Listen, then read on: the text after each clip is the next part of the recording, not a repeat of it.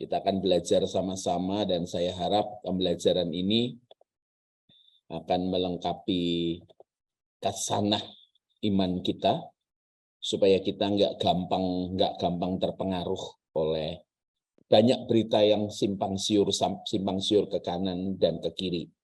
Oke. Baik, kalau begitu judulnya adalah Harmagedon, perang terakhir terdahsyat. Bapak, Ibu, Saudara, perlu saya ingatkan kembali bahwa isi kitab Wahyu itu, isi kitab Wahyu yang dikatakan wahyunya sendiri, revelation sendiri, penglihatan mengenai masa depan, itu hanya 1/4 atau hanya sedikit dari bagian daripada isi yang lain. Surat kepada ketujuh jemaat, surat pengembalaan kepada 7 jemaat itu yang pertama. Yang kedua, bicara mengenai kitab doktrin, Yang ketiga, sejarah kerajaan Allah, dan yang keempat adalah wahyu sendiri atau revelation. Jadi kalau kita melihat kitab Wahyu tidak melulu mengenai nubuatan. Nah, penulisan kitab Wahyu di Pulau Patmos, Rasul Yohanes penulisnya oleh oleh pendiktean dari Tuhan Yesus sendiri, berbeda dengan ke-65 kitab. Kitab ini kitab yang sangat unik Karena kenapa ditulis di penjara? Nah, pada saat Rasul Yohanes di penjara, ketika dia dihukum mati, dia tidak mati. Karena dia ada di maximum security prison, maka dia harus cerdik dan Roh Allah itu cerdik. Maka yang dipakai adalah lambang-lambang atau figuratif Figuratif yang dikenal pada zaman itu. Yang kedua, lambang yang dipakai adalah lambang dalam bentuk angka atau gematria. Nah, kita mesti belajar ini dulu. Minimal seorang pembelajar kitab Wahyu untuk mengeksposisi kitab Wahyu diharapkan sudah baca dari kitab Kejadian sampai kitab Wahyu atau minimal sampai kitab Yudas. Karena di dalamnya banyak sekali figuratif yang diambil dari kitab Kejadian sampai Maleaki.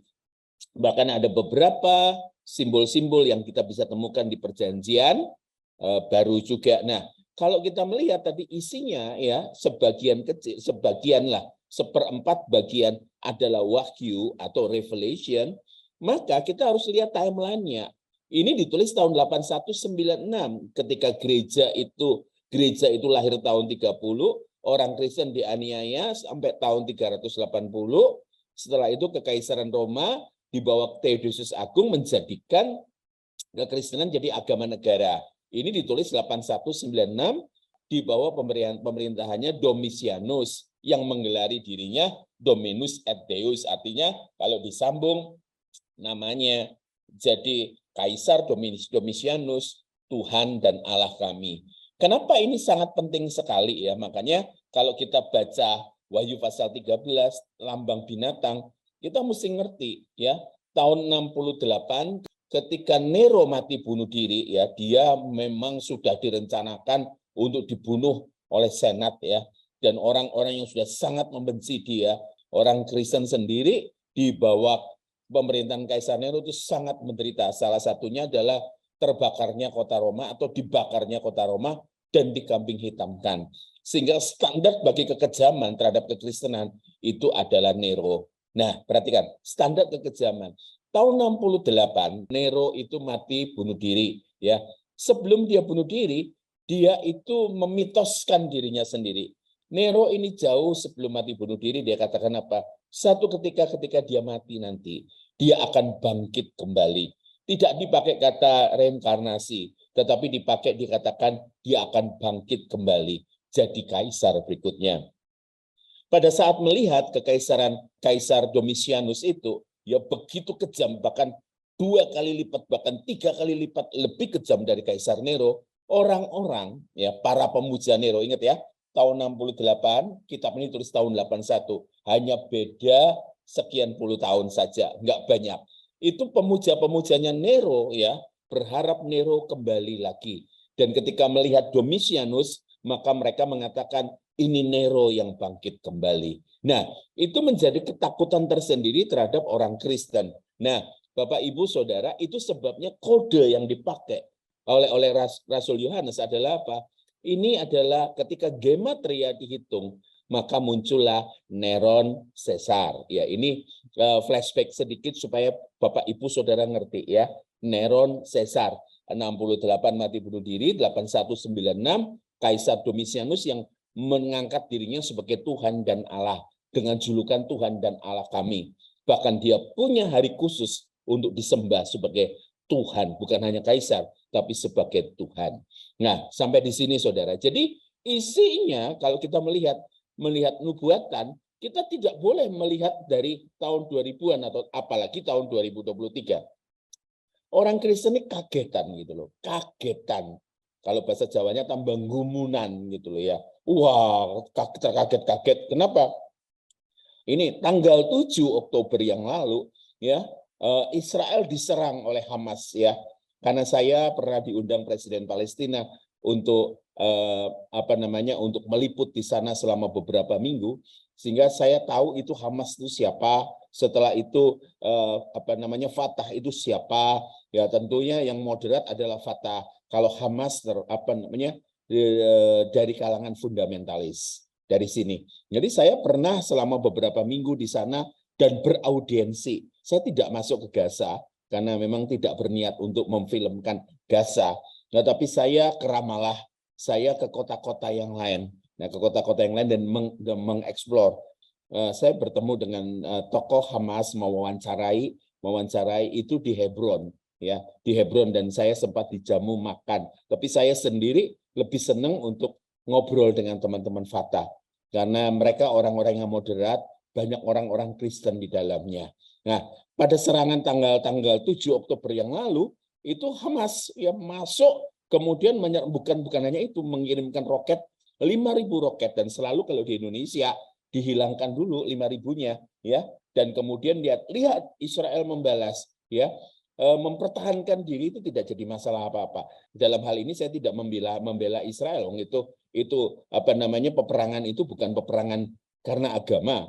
Israel bukan mewakili kekristenan, Palestina tidak mewakili Islam. Jadi kalau kita mulai belajar kebenaran firman Tuhan ini, kita jelas tahu dan kita tidak bodoh. Sekali lagi saya katakan, beberapa hari sebelum, ini jangan dianggap juga tulah ya, beberapa hari sebelum kejadian tanggal 7 penyerangan yang membunuh, bahkan di satu kota ada bayi-bayi yang dibakar dengan dipancung kepalanya, bayi loh saudara. Saya juga tidak akan bisa menerima peperangan kalau sudah menyerang bayi, anak-anak, perempuan ya. Itu sendiri menunjukkan kelemahan mereka sebagai manusia. Itu bukan manusia, itu binatang buat saya. Nah, yang kita mesti melihat adalah apa? Sebelumnya sudah dikirim roket-roket dan dibalas ya. Dengan apa? Dengan sistem pertahanannya Israel namanya Iron Dome ya. Nah, kalau kita melihat ya, balas membalasnya itu luar biasa dan sampai mereka masuk. Dan orang-orang seperti biasa, seperti tsunami terjadi di Indonesia, mereka berkata, ini Tuhan Yesus mau datang nih. Tuhan Yesus mau datang. Ada gempa bumi, Tuhan Yesus mau datang nih. Ada banjir besar, Tuhan Yesus mau datang nih. Dan kemudian panas El Nino ini, Tuhan Yesus mau datang. Selalu stigmanya seperti itu, ya. Padahal kita lupa kalau Alkitab itu mengatakan bahwa kalau nanti ya ada waktu mereka kawin dan mengawinkan. Kalau kawin dan mengawinkan itu pasti suasananya akan jadi tenang karena orang nggak bisa kawin di tengah-tengah perang gitu loh ya. Jadi jangan kagetan. Tetapi saya sebelum masuk untuk lebih dalam, saya mesti bicara ini. Matius 24 Bapak Ibu baca, waktu Yesus ditanyai soal kapan bait Allah itu runtuh, itu terjadi ya. Itu terjadi tahun 70 digenapi ya. Itu juga bukan hanya digenapi nubuatannya Yesus, tapi juga waktu Yesus disandingkan dengan penjahat dan dikatakan orang-orang itu berkata tanggungkan darah orang ini ke kami, dan itu digenapi tahun 70.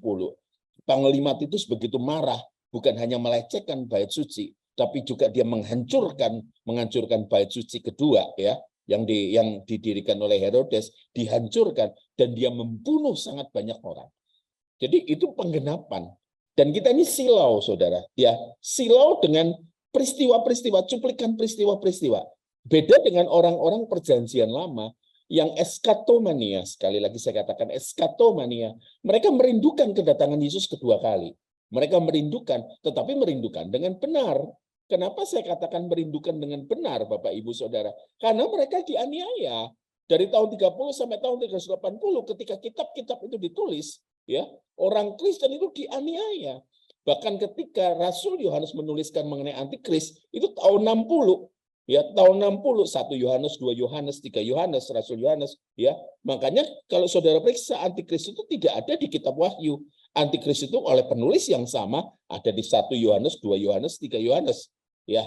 Dan itu kita mesti cerdas. Makanya beberapa teman-teman yang baru yang datang pada malam hari ini karena judulnya Harmagedon dan rasa kepo dan ingin tahu, coba saudara lihat di apa namanya di YouTube-nya Nine dan coba eksplorasi, ada banyak kebenaran karena kita serial ya. Kita mesti ngelihat di sini. Jadi Yesus ngomong sebagai respon pertanyaan kapan bait suci itu akan runtuh, kedua kapan tanda kedatangan Yesus kedua kali, dan yang ketiga tanda kesudahan dunia. Yesus tidak menjawab macam-macam, tapi Yesus jawabnya gini, waspada supaya jangan ada orang yang menyesatkan kamu. Orang Kristen karena tidak buka Alkitab, orang Kristen karena tidak merenungkan firman Tuhan, orang Kristen karena tidak belajar firman Tuhan, maka gampang diombang-ambingkan, gampang dibodohi kalau saya berkata seperti itu. Sehingga kenapa? Ya itulah mulai dari chips ya. Chips sebelumnya malah lebih gila-gilaan saudara. Sebelumnya barcode ya. Setelah itu komputer, setelah itu vaksin, setelah itu chip saudara. Setelah itu sekarang yang jadi tertuduhnya adalah AI, ya, soal chip sendiri, ya, pakai di tangan. Sampai tadi pun di grup masih ada yang ngirim di grup tetangga saya sebelah, itu masih ada yang kirim, ya, seorang petingginya Pfizer, ya, yang vaksin itu dikatakan orang perlu punya akun digital, ya, nanti masa depan cashless. Setelah itu kita punya apa? Kita punya juga pengenal, ya. Kita punya cashless ini ya, di depan itu akan ada cashless. Yang kedua, kita tanda pengenal yang implan ke dalam diri kita. Masalahnya, saya mundur sedikit ke pasal 13, itu bukan itu yang dimaksud. Bukan itu yang dimaksud Bapak Ibu Saudara. Kita akan jadi bodoh. Saya dengan istri saya minggu lalu hari Kamis itu berangkat ke Bandung. Di stasiun Surabaya, ya, dengan di stasiun Bandung, itu sudah tidak pakai lagi kertas yang di-scan. Nggak perlu, cukup pengenalan wajah. Kalau Boy ada di sini, Boy itu sedang mengerjakan pengenalan wajah untuk bisnis perusahaannya dia. Ya, pengenalan wajah. Bahkan di Cina pun sudah tidak pakai lagi apa itu chip. Ya, cukup pengenalan wajah, orang sudah bisa membayar sesuatu. Saya dengan istri saya di Gubeng, cukup pengenalan wajah, nggak perlu scan. Saya udah langsung otomatis check in. Malah kita kembali, udah kuno itu chips. Chips itu kuno sekali, saudara. Ya, sama orang berkata, wah kalau itu ditaruh di dalam kulit, ditaruh di dahi. Nah, seperti yang lalu yang saya ngajar, ya saudara taruh ada satu benda, saudara pegang Alkitab aja. Orang-orang pegang Alkitab, ya. Bahkan karena saya lahir di Digo, saya tahu bahwa beberapa orang pakai jimat itu robekan dari Mazmur 23. Ya, orang Mazmur 23 ditaruh itu perintah setan kok, ditaruh dilipat-lipat kemudian ditaruh jadi kalung. Itu satanik sekali. Nah, saudara pegang Alkitab 24 jam, tidak akan pegang loh ya. Pegang, tidak akan jadi anak-anak Allah. Enggak semudah itu. Makanya orang muda mengatakan, oh itu kalau nempel di sini kita langsung kayak jadi zombie. Kita kebanyakan nonton film, saudara. Kita kebanyakan nonton film. Sehingga otak kita ada apa? Alkitab versi Netflix, Alkitab versi Disney, Alkitab versi Net TV. Kan gitu. Akhirnya kita jadi terbingung-bingung sendiri dengan iman kita karena kita enggak pernah baca Alkitab, ya. Saya mulai dengan membacakan buat saudara Alkitab ya, supaya dasarnya jelas ya. Wahyu 16 ya. Dan aku mendengar suara yang nyaring dari dalam bait suci berkata kepada ketujuh malaikat itu, pergilah dan tumpahkanlah ketujuh cawan murka Allah itu ke atas bumi. Jadi dari rangkaian ini adalah rangkaian terakhir dari murka Allah ya. Saya kasih tanda warna. Maka pergilah malaikat yang pertama dan ia menumpahkan cawannya ke atas bumi. Maka timbullah bisul yang jahat dan yang berbahaya pada semua orang yang memakai tanda dari binatang itu dan yang menyembah patungnya. Ya, Armagedonnya nanti ya. Saya ini pembukaannya aja. Banyak orang menerjemahkan ini adalah chip yang ditaruh di kepala dengan taruh di tangan. Di dalamnya ada baterai. Dikatakan, saya pernah baca artikel ini beberapa, kalau baterai itu pecah di dalam pembuluh darah, maka timbullah bisul. Saya berkata, konsep chips itu sudah ketinggalan zaman. Konsep chips ketinggalan zaman. Sekarang yang dituduh justru AI.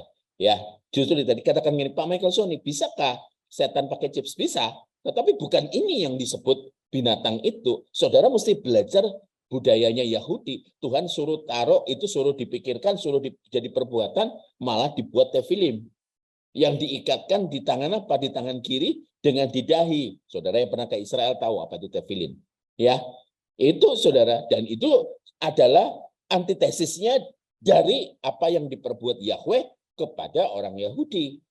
Ya, tetapi bedanya kalau tefilin itu tangan kiri dengan di dahi, the beast itu pakai tangan kanan.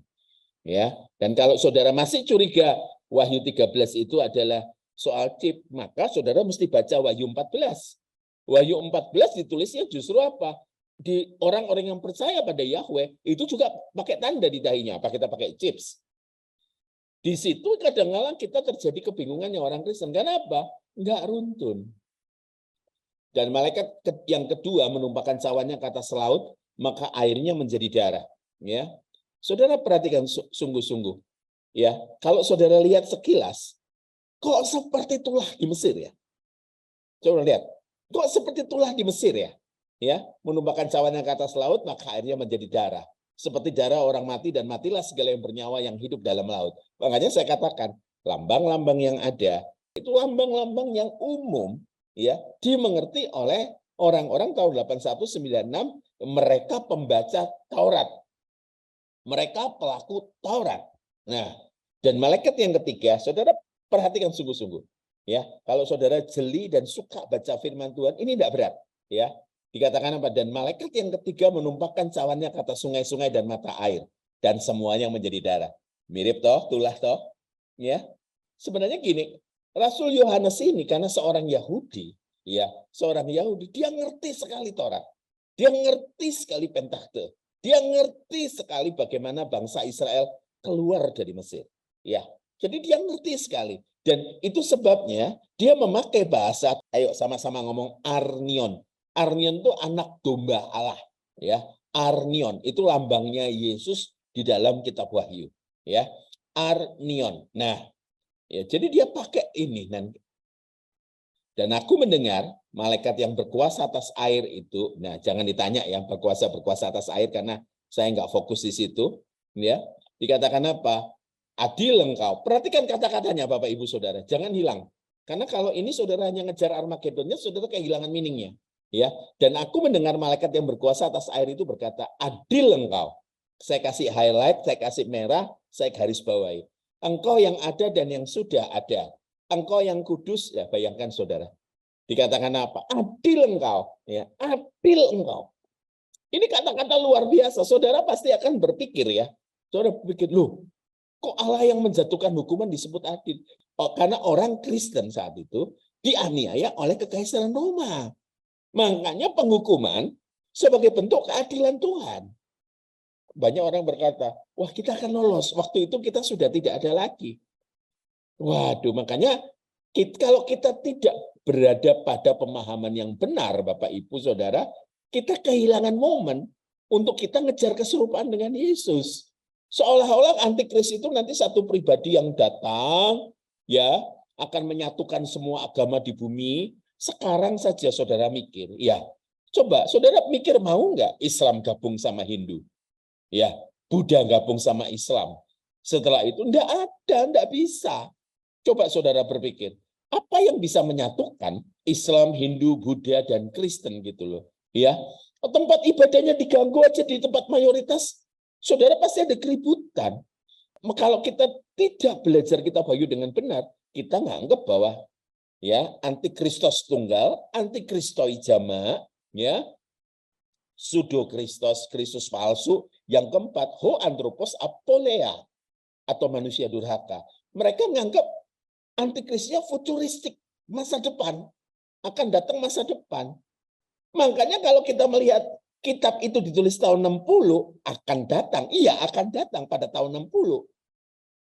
Akan datang pada tahun 60, akan datang. Gitu loh. Tetapi kalau sudah tahun 2023 ya bukan akan datang, sudah datang. Bahkan setelah Kristen, saudara lihat dalam sejarah apa yang terjadi.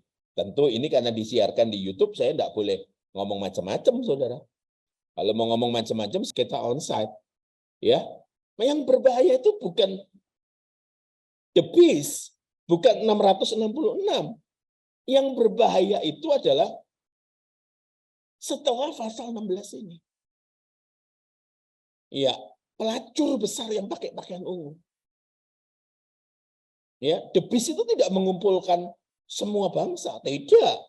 Tapi perempuan itu, ya, pelacur besar, the great harlot itu namanya, itu mengumpulkan semua, dan itu yang paling berbahaya. Makanya ketika melihat, oh Tuhan yang tidak, Tuhan akan meluputkan. Coba saudara mikir gitu loh. Gempa bumi di Aceh, wah itu pembalasan Tuhan. Karena gereja tidak boleh berdiri di sana, ngawur. Yang mati banyak orang Kristen. Gereja-gereja yang didirikan dengan susah payah ikut hancur. Afghanistan, itu banyak gereja juga yang ikut hancur. Makanya kita tuh naif loh. Seakan-akan kalau kita anak-anak Tuhan, kita kan pasti diluputkan. Kita lupa dari tahun 30 sampai tahun 80. Seolah-olah Allah diam. Ya, seakan-akan Allah diam. Tapi diamnya Allah itu memurnikan kekristenan.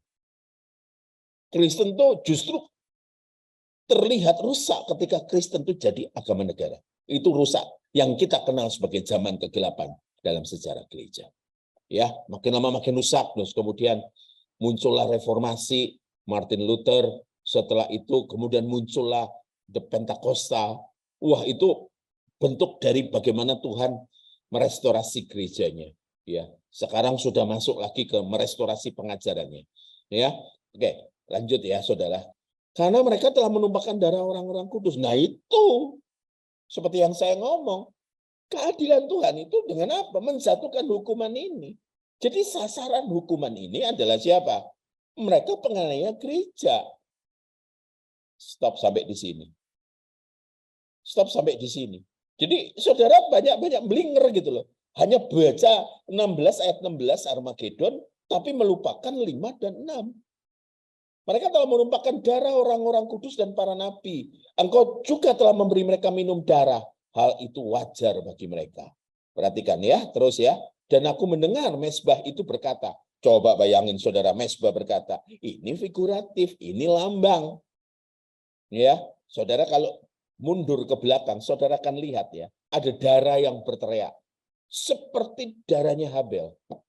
Makanya terjadi seperti perulangan. Apa benar ada darah berteriak? Itu figuratif. Ya. Dan aku mendengar mezbah itu berkata, ya Tuhan Allah, ya, ada koma, yang maha kuasa, benar dan adil segala penghakiman.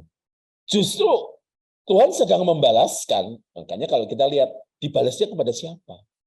Dan malaikat yang keempat menumpahkan cawannya ke atas matahari dan kepadanya diberi kuasa untuk menghanguskan manusia dengan api. Lah, ini loh saudara, ada yang menghubungkan dengan El Nino. Ini panasnya luar biasa, Surabaya sampai 42 derajat. Saya tadi baru berkata pada Pak Yohan, Pak Yohannya senyum. Di atas bagaimana? Pak Yohan kan tinggalnya di Malang atas sana. Dan gimana panas nih selalu udah 2 minggu. Lah bayangkan Surabaya 42. Ya. Dan dikatakan apa? Dan manusia dihanguskan oleh panas api yang dahsyat. Nah, sekarang ini baru bisa goreng telur saja. Belum ada yang bisa menghanguskan manusia, ya. Dan mereka menghujat nama Allah yang berkuasa atas malapetaka itu, dan mereka tidak bertobat untuk memuliakan Dia. Ada yang menghubungkan ini dengan peristiwa sejarah.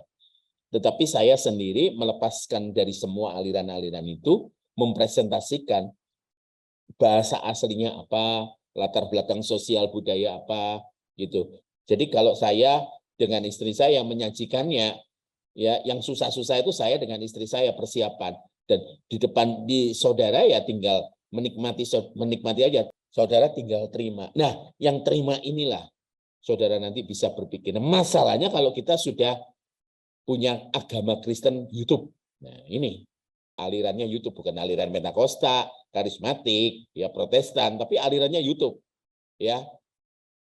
Dan manusia dihanguskan oleh panas api yang dahsyat dan mereka menghujat nama Allah yang berkuasa atas malapetaka itu dan mereka tidak bertobat dan untuk memuliakan Dia. Nah, dan malaikat yang kelima menembakkan cawannya ke atas tata binatang itu, ya. Selalu dikatakan setan itu punya pemerintahan dan kerajaannya menjadi gelap dan mereka menggigit lidah mereka karena kesakitan, ya. Ekspresi kesakitan bagi orang Yahudi itu seperti menggigit lidah, ya. Makanya ada ratap tangis dan ketak gigi. Ketak gigi, ratap tangis, ketak gigi itu bahasa yang lain itu sebuah penyesalan yang tidak kunjung usai, ya. Jadi mesti ngerti itu lambang-lambang di Alkitab. Dan mereka menghujat Allah yang di surga karena kesakitan dan karena bisul mereka. Tetapi mereka tidak bertobat dari perbuatan-perbuatan mereka. Dan malaikat yang keenam menumpahkan cawannya ke atas sungai yang besar, sungai Efrat, lalu keringlah airnya. Jadi ketika disebut Efrat, kita tahu ada Efrat, ada Tigris. Efrat ini sungai beneran ada. Nah, dalil inilah yang dipakai untuk Armageddon. Armageddon pakai D2 atau Harmageddon. Orang cari sampai muncul, saudara browsing saja di Google. Sungai Efrat kering. Yang muncul bukan hanya tentang Wahyu 16 ayat 12, tetapi saudara akan lihat juga dari agama Islam juga ada mengenai keringnya Efrat, ya. Ada. Makanya yang dicari hanya kalau kita Kristen yang aliran YouTube itu yang dicari adalah kering airnya. Saudara nggak ngerti sebenarnya ada kebenaran. Ingat figuratif dan gematria, ya. Nah, dan aku melihat dari mulut naga, ya ini ya, dan dari mulut binatang, ini musuhnya muncul dari apa? Dari pasal 4, konsisten sampai 16, ya. Musuhnya, naga itu melambangkan setan, terus katakan mulut binatang, ya, binatang yang sudah dibahas di pasal 13, dan dari mulut nabi palsu. Ya, ini seperti 3 pemerintahan, atau kalau saya sebutkan ngomongnya agak enggak enak dan saya agak, ini seperti trinitas setan. Ya, keluar dari 3 roh najis yang menyerupai kata. Ya, saya akan lanjutkan ini untuk pembahasan berikutnya, ya, untuk katak dan lain sebagainya. Tapi jelas dikatakan 3 roh najis yang menyerupai kata, itulah roh setan. Ya, tentu saudara mesti melihat budayanya seperti naga. Naga yang dimaksud adalah setan, bukan naga budaya Cina. Bukan naga budaya Cina. Ya, bukan, sama sekali bukan. Ya. Nah, kalau ini adalah naga itu lambang setan di orang-orang Yahudi. Nah, kita ngelihat ya, itulah roh-roh setan yang mengadakan perbuatan-perbuatan ajaib. Nah, setan pun bisa mengadakan perbuatan ajaib. Saudara masih ingat ketika Musa perform miracles dengan cara membanting namanya tongkatnya dan jadi ular, dan ya dukun-dukunnya Firaun juga melakukan yang sama. Jadi jangan bingung dengan yang namanya mujizat ya. Loh, itu kan melakukan mujizat, itu tandanya disertai Tuhan. Tidak. Dan mereka pergi mendapatkan raja-raja seluruh dunia. Nah, lihat saudara. Ya. Perform miracles untuk apa? Supaya bisa memenangkan hati raja-raja seluruh dunia.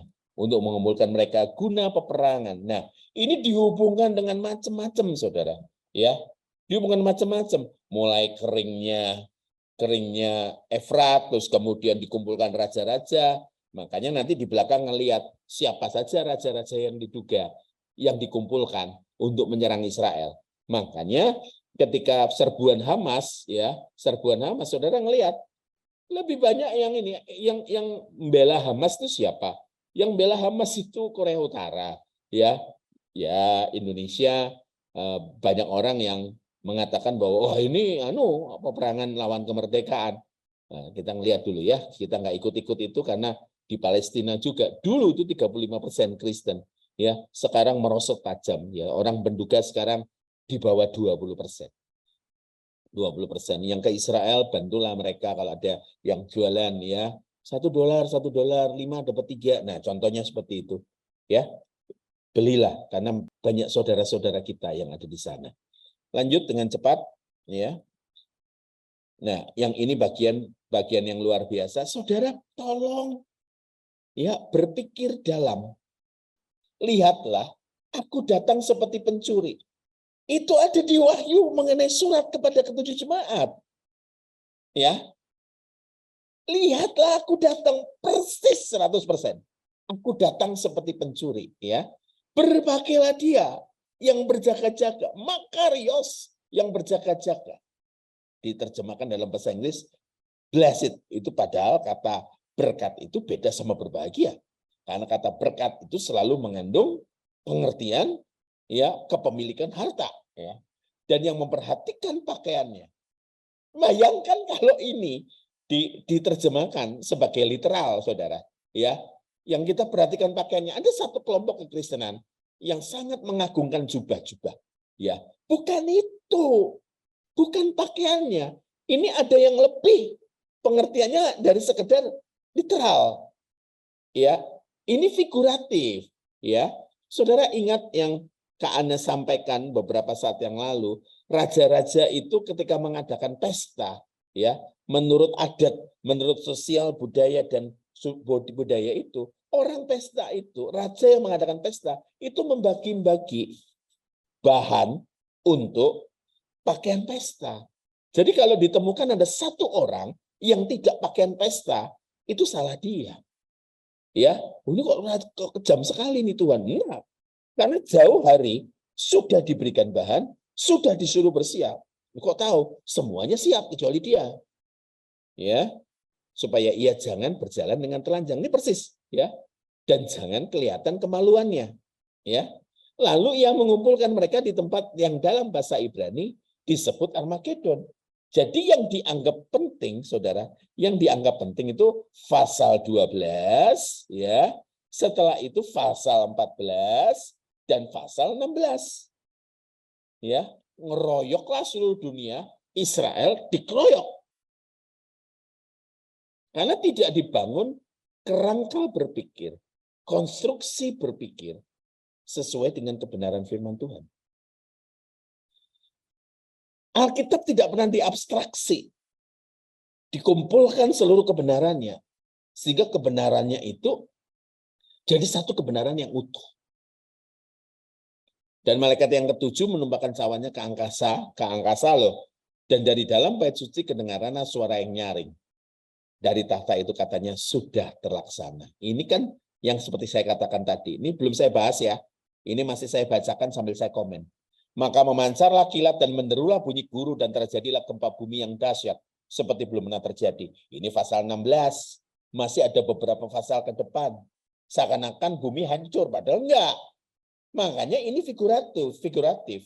Begitu hebatnya gempa bumi itu, lalu terbelahlah kota besar itu. Ya, Babel nih, ya.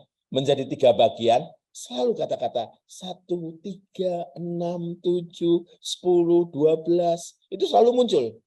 Ya, kota-kota bangsa yang tidak mengenal Allah, maka teringatlah Allah akan Babel yang besar itu untuk memberikan kepadanya cawan yang penuh dengan anggur kegeraman murkanya. Ini apa ini?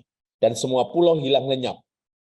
Kalau kita periksa pasal 17, 18, 19, itu masih terus ada. Makanya yakin seyakin-yakinnya, ini figuratif. Ini ada makna di baliknya ini. Ya. Dan semua pulau hilang lenyap dan tidak ditemukan lagi gunung-gunung. Dan hujan es besar seberat 100 pon jatuh dari langit menimpa manusia dan manusia menghujat Allah karena malapetaka hujan es itu. Sebab malapetaka itu sangat dahsyat. Oke. Rangkaian terakhirnya sudah selesai pembacaannya. Nah, Wahyu 16, 12, 14, 16. Lalu ia mengumpulkan mereka di tempat yang dalam bahasa Ibrani disebut Harmagedon atau Armagedon, ya. Megiddo. Nah, ini nama lainnya Megiddo. Nah, Kalau saudara iseng-iseng, nah ini koordinatnya. Supaya saudara bisa masuk ke Google Earth, ya, nanti Google Earth yang 3D, saudara lihat itu berapa besarnya. Nanti kita lihat. Nah, inilah posisinya, saudara. Jadi ada seorang ustadz yang baik, dia ngomong gini, kan sekarang lagi ngumpulin duit nih, banyak orang ngumpulin duit untuk Palestina dikatakan entar dulu. Kalau masukin Palestina itu yang ngobrol saya sama duta besar. Dikatakan apa? Sumbangan tuh nggak nyampe ke sana.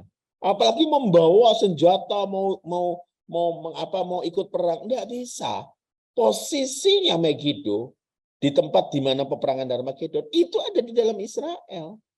Semua saudara mau ke Palestina, saudara mesti lewat Israel dulu. Nah, samping-sampingnya itu Mediterranean Sea, ada Gaza Strip itu ya, di situ ributnya di situ, makanya Gaza ya. Setelah itu ada Mesir. Nah, jalurnya Megiddo nanti kita ngelihat adalah jalur penting perekonomian, politik dan pertahanan. Pelan-pelan, tapi saudara ngerti kenapa sampai tempat ini itu jadi tempat yang jadi Armageddon. Ingat ya, kita bangun kerangka berpikir dulu, jangan telan mentah. Jangan telan mentah. Karena telan mentah, saudara ikut Injil YouTube gitu loh, ya. Nah, ini loh tempatnya. Saya 5 kali ke sini. Ini posisinya tinggi, Bapak Ibu. Ini daerah yang amat sangat subur. Amat sangat subur di Israel. Makanya di sini pertaniannya itu luar biasa. Ada rumor mengatakan tanahnya mengandung uranium, tetapi kalau itu betul, itu pasti sudah dieksplorasi oleh Israel. Ada yang berkata ini adalah pangkalan nuklirnya Israel. Ya, ada satu pendeta mengatakan bahwa ini pangkalan nuklirnya Israel. Jelas-jelas dia tidak tahu sejarah. Ya, jelas-jelas ini pendeta terkenal. Dari tahun 30 tahun yang lalu, dia sudah bicara bahwa ini pangkalan nuklir. Kalau pangkalan nuklir, saudara berpikir akal sehat, pasti dijaga dengan penjagaan yang amat sangat ketat, sama seperti fasilitas militer yang ada di Amerika. Ya, makanya kebingungan yang terjadi, fantasi itu terjadi karena mereka tidak baca Alkitab dan tidak tahu sejarah mengenai apa yang pernah terjadi di Megiddo. Nah, saudara, saya mundur lagi ya. Ini lahannya luas dan di tengah-tengah itu ada tempat ini, saudara, yang sudah diekskavasi oleh para arkeolog. Ya, agak unik karena ini tempatnya perang. Nanti di belakang ada penjelasannya. Maka setelah dirobohkan, dibangunlah kota di atasnya. Sehingga ada 20 layer kota. Jadi diruntuhkan, dibangun lagi di atasnya. Diruntuhkan, dibangun lagi di atasnya. Jadi makin tinggi. Dulu tidak setinggi itu, saudara. Tapi karena bangunnya terus di atasnya, maka tinggi. Saya punya bukunya, ya, ekskavasi.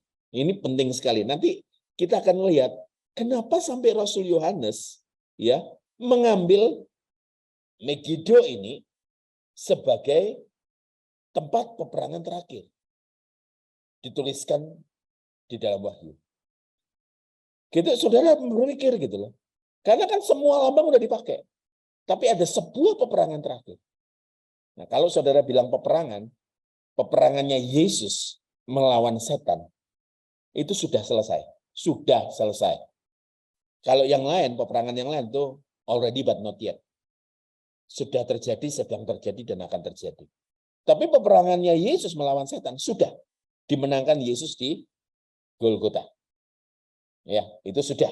Jadi nggak usah berpikir bahwa Yesus nanti akan pakai kereta perang dan pakai pedang besar. Figuratif, saudara. Figuratif. Ya, lagi pula dia Tuhan. Ya, kalau Tuhan kita snap his finger aja, lenyap semua. Tetapi sebenarnya apa yang mau dikatakan Rasul Yohanes? Rasul Yohanes itu pengen, saudara, pengen menggambarkan bagaimana kedahsyatannya Tuhan. Makanya ada di situ. Lanjut ya. Ini penting saya munculkan data ini supaya saudara nanti tahu ya Armageddon itu seperti apa. Ya, populasi Israel dari tahun 50 sampai tahun 2023. Ini saya ambil yang terakhir ya. Jumlah penduduk Israel saat ini per Selasa 10 Oktober loh. Berdasarkan penjabaran Worldometer dari data terbaru PBB ya. Itu 9.212.186. Sekarang pasti nambah atau juga ada yang mati gara-gara perang. Ya. Populasi Israel tahun 2023 diperkirakan mencapai 9.174.520. Populasi Israel itu 0,11-nya dari total populasi dunia. Hebatnya adalah orang yang sedikit, tapi peraih Nobel terbanyak. Ya, Israel menempati peringkat nomor 98 dari daftar negara dan ketergantungan berdasarkan populasi. Perhatikan sungguh-sungguh saudara, bagian ini. Kepadatan penduduk di Israel 424 per kilometer persegi. Artinya 1098 orang per mil persegi. 1,5 kilo itu orangnya hanya segitu. Total luas daratan adalah, perhatikan ini, 21.640 kilometer. Nanti kalau saudara tidak ada data ini, saudara akan gampang dibohongi gitu loh. Usia rata-rata di Israel rendah ya, hanya 29,1 saudara. Banyak yang mati rupanya ya. Kita ngelihat ini bangsa yang namanya pilihan. Saudara seringkali ngaku itu bangsa pilihan, itu diserang, masuk juga tuh dibuang tuh Holocaust tuh, ya, itu Holocaust. Waktu ada pengajaran mengenai full blood moon, Jonegi, dikatakan wah itu muncul tiap kali ada peristiwa penting pada Israel, makanya mereka katakan wah itu tuh ya rambut seperti dikarungin, apa namanya matahari seperti dikarungin rambut, itu full blood moon, blood moon. Saya gampang saja ngomongnya gini, kalau memang full blood moon, dan itu peringatan dari Allah, peringatan dari Yahweh, kepada bangsa Israel, bahwa akan ada sesuatu yang terjadi. Kenapa tidak ada blood moon pada saat Holocaust, pada saat Nazi, pada saat Hitler membunuh hampir 7 juta orang. Populasinya hampir sama dengan sekarang. Kenapa tidak ada peringatan? Diamlah mereka. Dan ternyata, ya, teorema itu, nubuatan itu gagal. Saya karismatik, saudara. Saya karismatik, tetapi bukan karismatik yang omong kosong. Begitu. Jadi kalau kita melihat sungguh-sungguh, ini loh kebenaran firman Tuhan. Mereka bangsa pilihan, tapi dibuang. Lambang tempat Tuhan tinggal dan bertahta, yang namanya Bait Allah, itu pun diruntuhkan sampai 2 kali. Dan mereka baru jadi negara tahun 48. Hebatnya lagi ketika seluruh suku-suku yang pernah tinggal di daerah sana di Kanaan itu mati semua. Amalek lah, Filistin semuanya mati. Ingat ya, Filistin itu bukan Palestina ya. Palestina bukan Filistin. Jadi kita mesti melihat sungguh-sungguh kebenaran firman Tuhan ini, saudara. Ya, tahun 48 mereka jadi negara dan mereka mulai aliyah. Mereka mulai dari negara dari Eropa, dari Afrika, mereka balik. Ada juga yang proselin. Seperti orang-orang Thailand, itu banyak yang pindah dan jadi warga negara. Dan terjadi Yudaisme, orang-orang Thailand. Oke, lanjut ya. Nah, jadi kita mesti melihat, apakah Megiddo dan Armageddon atau Harmageddon adalah tempat yang sama? Dalam tradisi Kristen, situs dunia nyata di Megiddo atau yang disebutkan sebagai Gunung Megiddo disebutkan dalam Alkitab berada di Israel Utara. Ya, dituliskan dalam Alkitab adalah tempat pertempuran terakhir antara Allah dan setan yang akan terjadi di akhir zaman. Akan terjadi pada saat 8196. Itu ditulis akan terjadi. Makanya digambarkan, loh, kita kehilangan gara-gara fokus di 12, 14, dan 16. Keringnya sungai Efrat, raja-raja berkumpul, terus nanti digambarkan mereka akan jalan kaki dari Cina, dari Rusia, dari Eropa, terus jalan kaki sampai menuju ke Armageddon.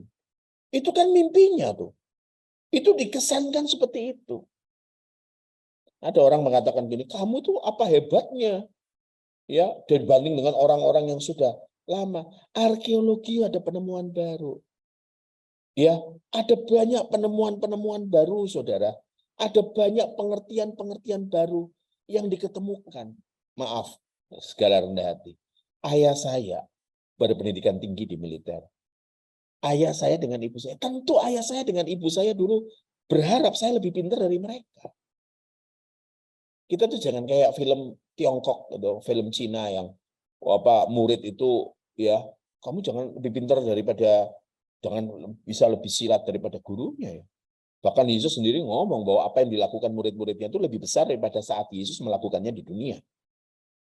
Gitu dong konsepnya, jangan kamu kayak belum tentu yang lama-lama itu update saudara.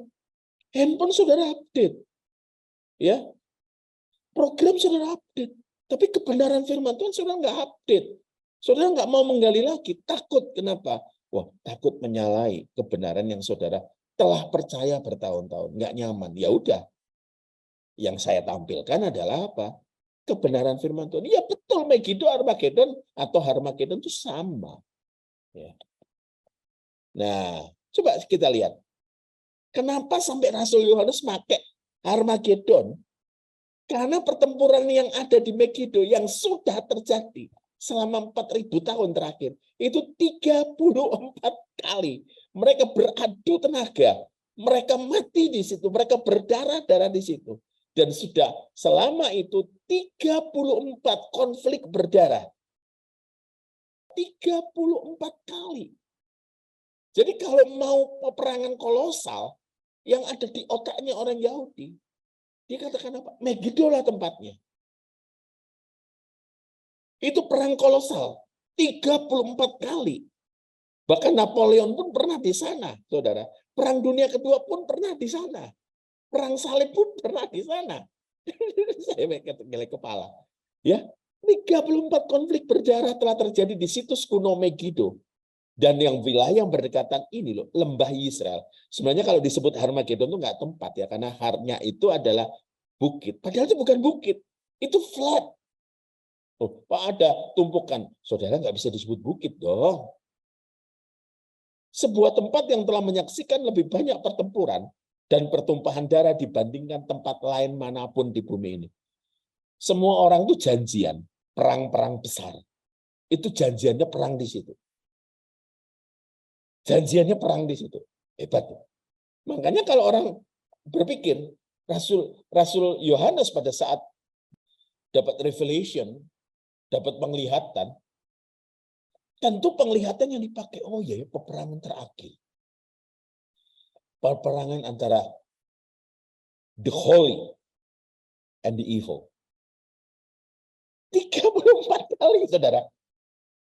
Peperangan di Surabaya, the Battle of Surabaya, 10 November, itu hanya janjiannya antara arek Surabaya dengan sekutu itu hanya 1 kali. Pak Yohan, saya ini karena di layarnya ada kelihatan Pak Yohan. Berapa kali pertempurannya? Zaman Mojopahit apa pertempurannya di Surabaya? Enggak. Bandung Lautan Api namanya aja Bandung Lautan Api. Makanya tapi ini satu tempat yang buat adu tenaga sampai mati. Itu istilah Alkitab. Mereka beradu tenaga. 34 kali. Selama 4.000 tahun terakhir, setidaknya 34 konflik berdarah, itu yang ditulis ya, telah terjadi di situs kuno Megiddo dan daerah sekitarnya di lembah Israel. Makanya saudara, jangan heran kalau ada ayat nanti darahnya seberapa. Karena itu lembah, bukan gunung, tapi namanya gunung, rada aneh. Orang Mesir pernah perang di situ, Kanaan, ya, waktu Yosua masuk. Israel, ribut di situ. Midian, Amalek, itu yang pernah perang-perang besar.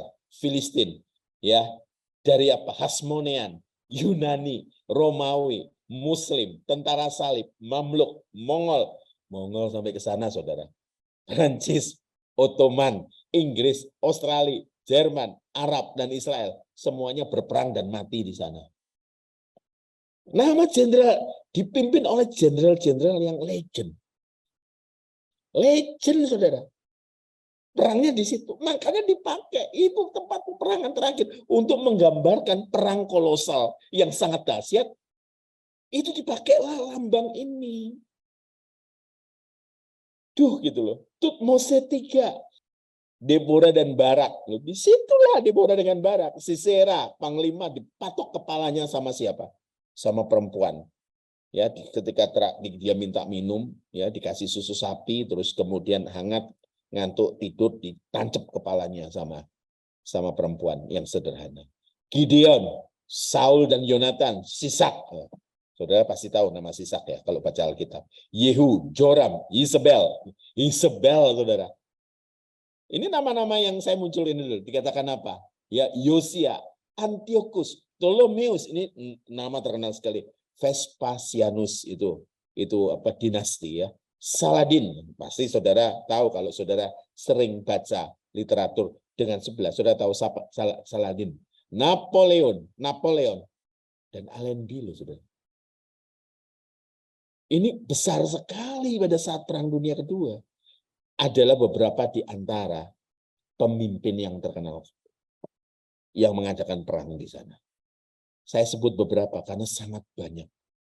Tapi setidaknya 34 konflik berdarah yang korbannya juga kolosal. Ya.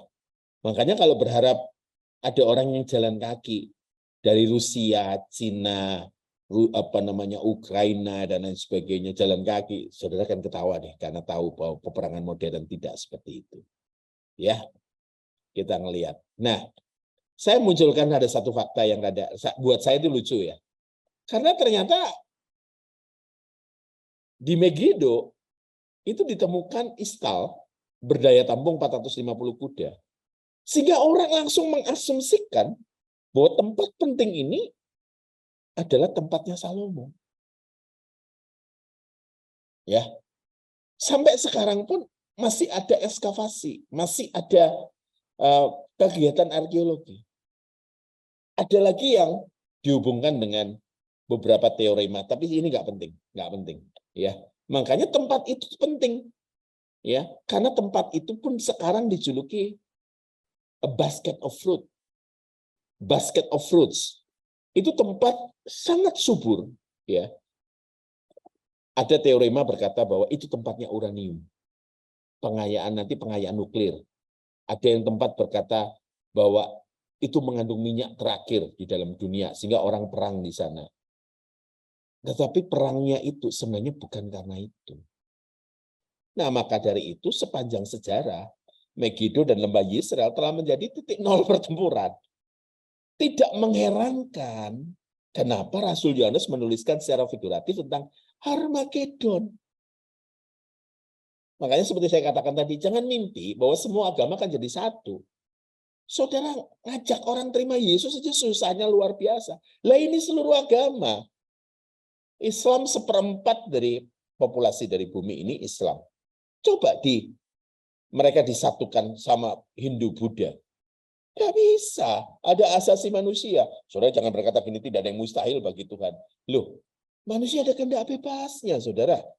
Ya. Nah, pertempuran antara kebaikan dan kejahatan juga akan terjadi di wilayah ini. Itu perang terakhir. Perang pamungkas.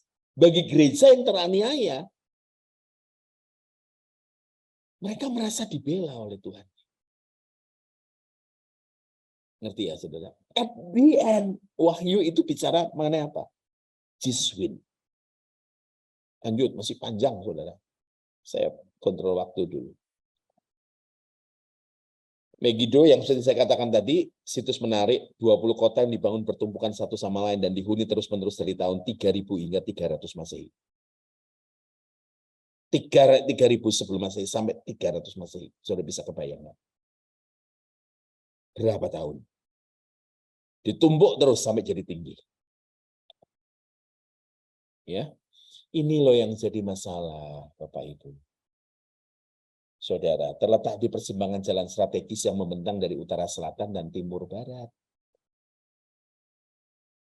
Lembah itu sangat penting bagi dunia kuno, karena siapapun yang berkuasa atas Megiddo mengendalikan rute perdagangan antara Mesir, Eropa, dan Mesopotamia. Itu, saudara, rute-rute perdagangan pilihan ini dan pertempuran epik yang telah berjuang untuk mengamankan dan pajak mereka telah bentuk sejarah tanah suci dan merupakan alasan bahwa Megiddo memiliki reputasi yang dilakukannya sebagai medan perang yang terkenal. Itulah sebabnya. Konfliknya terjadi 34 tahun. Hampir setiap tentara penyerang datang melalui wilayah ini. Selama 4.000 tahun terakhir berperang untuk menguasai Megiddo dan lembah Yesreel. Ada satu dalam peristiwa yang tidak sampai terjadi pertumpahan darah. Nama besar lagi. Pasukan Alexander the Great yang tidak perlu berperang karena wilayah tersebut menyerah terlebih dahulu kepadanya. Itu tanpa pertumpahan darah. Makanya tidak bisa masuk di 34. Makanya kita ngelihat malaikat yang ke-6 menumpahkan cawanya ke atas sungai yang besar. Ini teoremanya. Sungai Efrat, lalu keringlah airnya supaya siaplah jalan bagi raja-raja yang datang sebelah timur. Saya tanya saudara, kalau saudara tidak pernah baca Alkitab dan tidak belajar sejarah, saudara pikir ini masa depan. Ini sudah pernah terjadi. Ini sudah pernah terjadi. Dari sumbernya, ya, ini maaf ini saya lupa besarin tadi. Di kawasan timur Turki, sungai Efrat mengalir melintasi Suriah. Ini musuhnya Israel. Irak ini musuhnya Israel. Sampai akhirnya bersatu dengan sungai Tigris menjadi sungai Syatul Arab yang bermuara di Teluk Persia. Makanya orang bilang, ini musuhnya Israel. Kalau itu kering, maka mereka kan jalan kaki nantinya untuk nyerang. Nanti ya. Daniel 5 dalam sejarah. Kerajaan Babel dikalahkan oleh Persia di bawah pimpinan Panglima Koresh. Koresh juga disebut juru selamat, saudara. Di Alkitab ditulis. Ya, ini mereka mengatakan ini tipologi untuk Kristus ya, mereka menyelamatkan. Tapi betul-betul karena bangsa Israel waktu itu sedang diperbudak di Babel, makanya ketika Kores itu Persia, ya, menyelamatkan dan memulangkan bangsa Israel untuk mendirikan bait suci, bukan kembali saja ke Yerusalem, tapi mendirikan bait suci. Ya, perhatikan. Ini sejarah. Dalam perjanjian lama kita tahu bahwa sungai Efrat membelah kota Babylon. Kota Babel. Kota Babylon dikelilingi oleh tembok. Di atas sungai Efrat yang membelah kota itu, dibangun gerbang besi yang ujung-ujungnya menancap ke dasar sungai. Koresh dengan tentaranya berhasil masuk melalui pintu gerbang tersebut. Sejarahnya. Oleh karena besi gerbang tersebut lupa diturunkan oleh para pengawal raja Belsasar hingga ke dasar sungai. Perhatikan. Yang dilakukan oleh Koresh adalah apa? Mengalihkan sungai dan menunggu hingga permukaan air kering. Sehingga tentara Persia merayap masuk dan membunuh Raja Belsasar. Kemudian menguasai Babylon. Jadi ini sudah pernah terjadi. Jadi Rasul Yohanes itu dengan cerdas memakai strategi yang sama. Sepertinya dia sedang mengulang sejarah. Nah lo yang pernah belajar Armageddon yang macam-macam ya. Jadi sudah pernah terjadi. Sama seperti saudara tahu. Pembinasa keji berdiri di tempat kudus. Sudah. Satu. Ya. Aduh kok tiba-tiba lupa. Karena siapa satu sebelum Titus? Yang ini yang peristiwa Makabe. Itu juga kan naruh apa? Babi itu dipersembahkan di korban bakaran. Antiochus Epiphanes. Nah, Antiochus Epiphanes satu. Terima kasih Kak Ana. Kedua Titus. Loh kok malah nunggu pembinasa keji berikutnya? Sudah ada sekarang. Ini sekarang yang ketiga. Sudah ada. Makanya saudara, kalau kita meleset, masih nunggu antikristus akan datang, Armageddon, kita tidak memperjuangkan iman dengan tepat. Kita masuk di apa? Kita masuk di berandai-andai. Padahal bisa saja loh kedatangan Tuhan. Khusus buat kita. Kalau kita tidak mengejar keserupaan dengan Tuhan, kita akan mengalami kengerian pada saat apa? Pada saat penghakiman, kita akan dihakimi menurut perbuatan. Itu yang jadi masalah. Ya. Kita akan dihakimi menurut perbuatan. Jadi ini tuh sudah pernah terjadi. Dan istilahnya peristiwa Koresh ini sangat dikenal oleh Orang Yahudi, karena Kores ini menyelamatkan orang Yahudi yang dibuang 70 tahun di Babel. Dan mereka diizinkan pulang, membangun tembok, dan kemudian membangun kembali yang namanya Bait Allah. Itu dikatakan apa? Beginilah firman Tuhan, inilah firmanku yang kurapi. Ini bicara mengenai Kores. Ya. Yerusalem dihancurkan Nebukadnezar tahun 586. Bangsa Israel ditawan 70 tahun di Babel. Saya udah cerita. Kores muncul tahun 540. Tahunnya mundur ya. Bahkan Yahweh sendiri ngomong 44 ayat 28. Akulah yang berkata tentang Kores, dia gembalaku, segala kehendakku akan digenapinya. Padahal Kores ini tidak menyembah Yahweh. Esra 1 ayat 1, tahun pertama Kores, pertama zaman Kores, Raja Negeri Persia, Tuhan menggerakkan hati Kores. Raja Persia itu mengenapkan firman yang diucapkan oleh Yeremia, sehingga disiarkan seluruh kerajaan Kores secara lisan dan tulisan pengumuman ini. Menyiapkan jalan, pasal ayat 12, jalan bagi raja-raja dari timur. Ini bukan bangsa Cina atau Rusia, seperti yang diartikan oleh pembicara-pembicara terkenal dan populer saat ini. Yang mereka berkata, mungkin Israel lawan negara-negara komunis. Siapa? Yang belain Hamas itu Korea Utara kok. Israel lawan Palestina dan Syria bisa jadi. Tapi itu nggak perlu nyeberangi Sungai Efrat. Ya, sungai itu nggak perlu diseberangi. Oh, mungkin Amerika dan Israel lawan Rusia dan Cina. Coba bayangkan. Kalau mereka jalan kaki, sekarang ini perang modern, pakai drone, pakai peluru kendali. Baris saudara dari Rusia, baris dari Cina. Mereka marching, jalan gitu. Saudara berpikir dong, pada saat jalan, itu drone-nya Amerika, kan Amerika kan sekutunya Israel. Oh, itu bisa nyerang habis semua, nggak perlu sampai jalan kaki. Sampai ini jalan kaki. Kalau zaman dulu, itu perangnya jalan kaki, saudara. Karena pakai apa?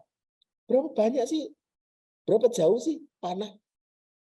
Pedang, tombak, itu pertempuran jarak dekat. Sekarang pertempuran orangnya duduk di ruangan dan kemudian ngirimin drone, ngirim peluru kendali. Jadi bukan itu yang dimaksud. Ini peperangan pamungkas. Antara siapa? Pembelaan Tuhan dengan orang-orang yang mengikut kuasa kegelapan. Saya tutup dengan ini. Dan buah-buah anggur itu dikilang dari luar kota, Wahyu 14. Dan dari kilangan itu mengalir darah, tingginya sampai ke kekang kuda. Dan jauhnya 200 mil. Mari saya ajak saudara mundur.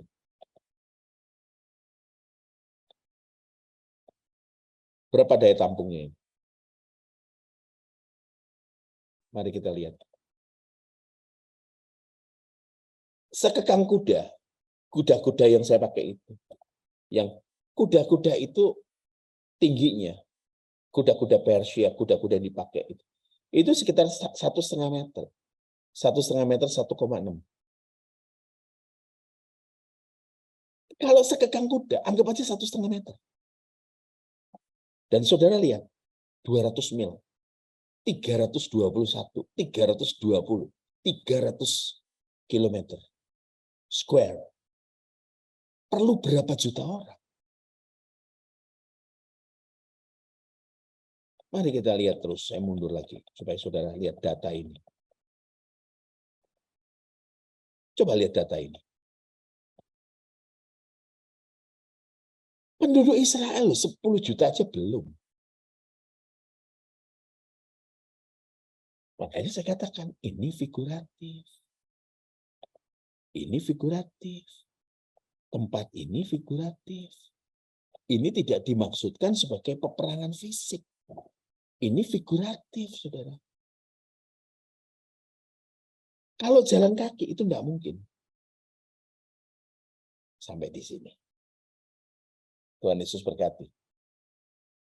Ya, topiknya luar biasa berat buat saya sih. Jadi kuncinya di itu jalur bisnis ya Kak Son ya. Ujung-ujungnya duit juga ya berarti atau gimana?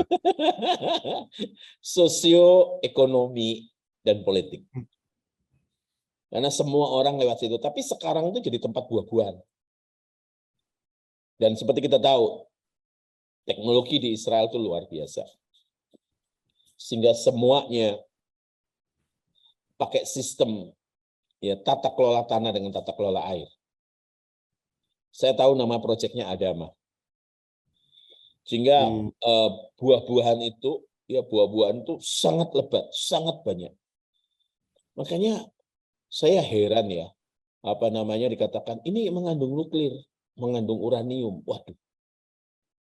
Dulu pun saya percaya bahwa itu pangkalan nuklirnya Israel.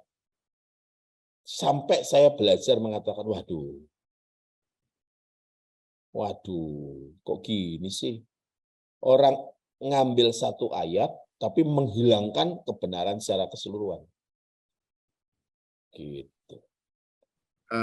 Saya tadi nyatet Pak Kak Son, jadi kunci kalau kita baca kitab Wahyu ini mengenai akhir zaman itu ada di waspadalah jangan sampai ada yang menyesatkan kamu. Iya. Betul. Jadi ada nanti di akhir zaman ini timbul adalah penyesat dan yang disesatkan. Iya, itulah. Seperti itu kuncinya seperti itu ya Kak Son ya. Kalau sampai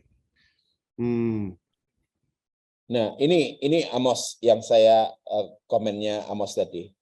Terletak di persimpangan jalan strategis yang membentang dari utara selatan dan timur barat.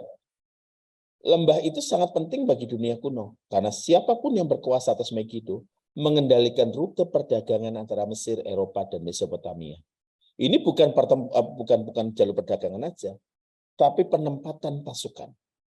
Coba lihat ya di peta ini. Semua yang mau ke utara, selatan, dan lain sebagainya, itu harus lewat Megiddo. Ya, kalau saudara lihat tuh, kenapa nggak lewat situ? Tidak memungkinkan secara geografi. Makanya orang-orang lewat Megiddo lah tempatnya. Selain daerahnya subur, kalau subur pasti ada airnya.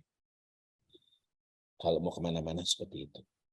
Bahkan dia mau ke laut pun bisa seperti itu. Nah kok dikatakan mereka jalan kaki itu loh dari Rusia. Coba aja sekarang Rusia ke Israel, coba jaraknya. Coba lihat aja. Saya masukin ya Google ya sekarang. Rusia ke Israel berapa jarak? 5.984 km atau 6.000 km. Kalau 6.000 km, kalau jalan kaki berapa lama? Makanya loh, ide dari mana itu loh, orang jalan kaki. Kalau zaman dulu, bahkan kalau mau cerdas nih, kalau zamannya Rasul Yohanes mungkin orang bilang, wah jalan kaki ya. Tapi ini tahun 2023, bolak-balik udah drone, bolak-balik udah pesawat canggih, stealth. Gitu loh. Tank-tank aja nggak gampang ngelewatin ini. Seperti itu. Ya, ini ada pertanyaan dari YouTube Kak Son. Monggo. Dari Kak Roland. Apakah nubuatan perang Armageddon ini hanya ilustrasi atau akan menjadi kenyataan? Buat saya, figuratif.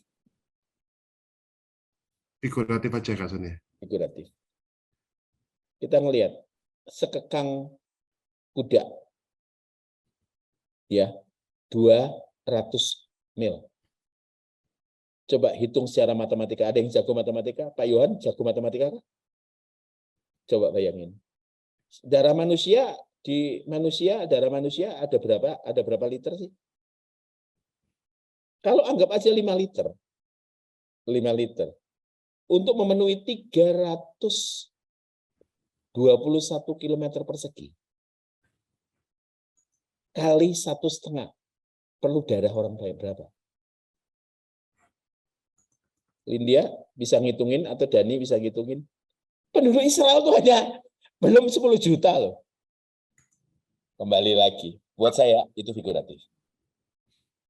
Silakan Pak Timur. Oh ya, selamat malam semuanya. Malam Pak Timur. saya sebenarnya injek gigi sendiri karena saya termasuk dulu yang banyak menerima pelajaran tentang itu lembah Megiddo itu. Jadi peperangan itu yang orang jalan kaki itu yang menjadi turning point-nya atau yang di titik tekankan di sana. Jadi saya malam hari ini guyang-guyu saja, tetapi yang guyu-guyu perih gitu. Aduh, sangat dibuka. Bahkan untuk beberapa teori yang sudah saya terima dengan lembah itu, lembah Megiddo itu ya. Yeah. Tempat peperangan itu dulu loh ya. Kemarin setelah saya dengar dari Pak Sony ini ya, teori yang paling tepat ya seperti sebelum saya dengar itu ternyata malam hari ini dibukakan saya. Yang jadi pertanyaan saya sekarang, waktu itu selalu saja ada pernyataan dari konteks itu bahwa maaf ya dengan bahasa Jawa, udele bumi, udele jagat ini ada di Israel. Jadi geger genjik, geger gede, geger cilik yang ada di bumi ini selalu berporos dari Israel. Termasuk saat ini kalau saya dulu masih pakai ajaran dulu, kira-kira dengan gegernya Israel ini sudah mulai lagi ini geger-geger berita, pasti nanti minggu-minggu depan Tuhan sudah dekat, kiamat, akhir zaman, dan lain sebagainya akan jadi khotbah paling trending lah kira-kira dalam 1 minggu atau 1 bulan ke depan ini. Pertanyaan saya, apakah benar sih bahwa apapun yang terjadi di Israel itu sebagai jantung kegiatannya Allah untuk menentukan bumi? Nangkep ya Pak ya pertanyaan saya? Nangkep. Oke, terima kasih. Terima kasih Pak. Israel itu epicentrum. Israel itu tolak ukur. Sehingga apa yang terjadi di Israel, ya itu akan mempengaruhi seluruh dunia. Allah kita tidak pernah mengingkari janjinya bahwa Israel itu bangsa pilihan. Dari Israel, Tuhan itu memakai Abraham untuk menurunkan Mesias. Jadi itu aja. Jadi itu sebabnya Israel itu penting di mata Allah. Ya, jadi patokan. Makanya patokan kedatangan Tuhan itu juga Israel. Ya, ingat ya, ketika dikatakan bahasa Inggrisnya, saya ingat, bahasa Indonesia nggak ingat saya. The willows. Jika pohon ana itu berbunga, ya, maka itu pendirian Israel. Ya, itu pendirian Israel. Makanya kita melihat ya dengan jelas. Israel. Makanya orang ribut karena tadi saya katakan si Amos tadi katakan gini, yang paling rusak orang Kristen adalah penyesat, sehingga orang tidak berjaga-jaga dengan benar, tidak hidup benar sesuai firman Tuhan. Masih lama kok, masih lama. Sama seperti ketika Perang Dunia Kedua pecah, gereja-gereja penuh. Ketika Perang Dingin itu gereja-gereja penuh.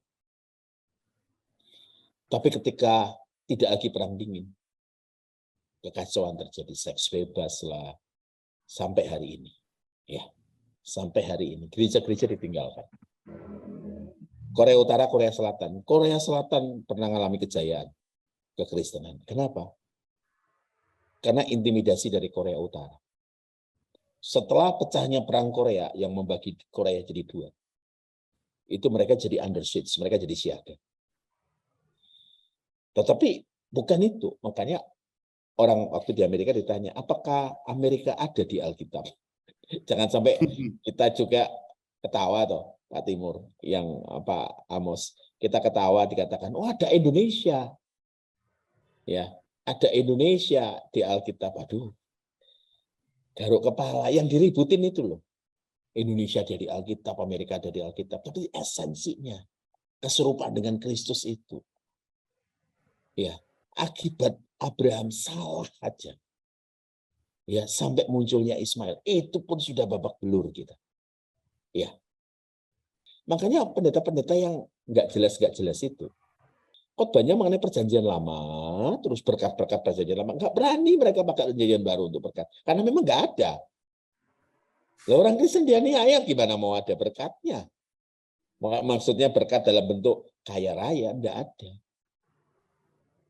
Seperti itu, Pak Timur. Jadi Pak Timur jeli, katakan epicentrum. Yes, epicentrum. Ya, kalau gempa bumi itu pusat gempanya. Sampai hari ini ya Pak ya? Sampai hari ini, sampai Tuhan Yesus datang. Berarti tetap terkonek Alkitab kita dengan Israel yang Israel sekarang ini ya Pak? Iya, ya mereka nggak akan mau ngakui. Jadi jangan berpikir bahwa Israel itu Kristen. Enggak, tapi membenci mereka juga tidak boleh. Iya, ya Pak. Jadinya selamat berjuang ya. Ya, terima kasih. Jelas. Ya, Tuhan berkati. Ustadz Hari Mimi Melisa mau tanya Kak, tadi dikatakan Harmagedon akan menjadi tempat peperangan akhir antara Tuhan dengan setan. Itu peperangannya dalam bentuk seperti apa Kak? Apakah maksudnya anak-anak Tuhan akan berperang? Terima kasih. Yang jelas enggak seperti itu Mimi. Ya, enggak seperti kita ngangkat senjata. Kita sudah pernah, orang Kristen pernah terlibat satu peperangan bodoh namanya perang salib. Yang inisiatornya bukan Tuhan. Ya. Jadi peperangannya bukan peperangan dalam bentuk apa, ya sama seperti saya katakan peperangan rohani, Mimi. Yang dikatakan adalah sebuah peperangan kita bukan melawan darah dan daging. Kita lihat di YouTube, kita lihat di Instagram, ada orang-orang yang nginjek peta. Mereka tutup mata dan kemudian mereka silat-silat. Saya melihat sendiri ketika datang ke Israel, ya waktu itu saya dengan Kak Ane. Ya, saya lihat sendiri ada teman saya yang mempraktekkan apa? Pakai pedang-pedangan yang dibungkus sama aluminium foil. Terus ada gambar absintus, namanya setan-setan, di-print di kertas, dan mereka berbahasa roh dan musuhi satu-satu. Itu semua ya. Kalau itu sih gampang. Musuhi itu kan gampang, musuhi kertas itu kan gampang. Tapi melawan apa? Sinful nature kita. Kita melawan original sin kita. Itu yang paling susah. Gitu. Ini Kak Son, saya menemukan apa namanya? Kata iya di ayat 16 itu kan iyanya huruf kecil ya. Berarti kan bukan Tuhan yang ngumpulin orang-orang itu kan. Saya ditarik ke atas tuh ke ayat 14 itu berarti betul. Jadi kita lihat roh setan. Iya. 16 kita lihat dulu. Betul? Gitu loh, bukan Tuhan yang ngumpulin loh. Berarti bukan Tuhan yang ngumpulin di lokasi. Iya. Di ayat yang dimaksud iya itu adalah ini yang di ayat 14 itu. Ya, betul. Itu mereka dikumpulkan semua untuk nyerang Israel. Dan serangan kepada Israel itu inisiatifnya setan. Oke, saya pikir sudah ya. Cukup ya. Terima kasih semua.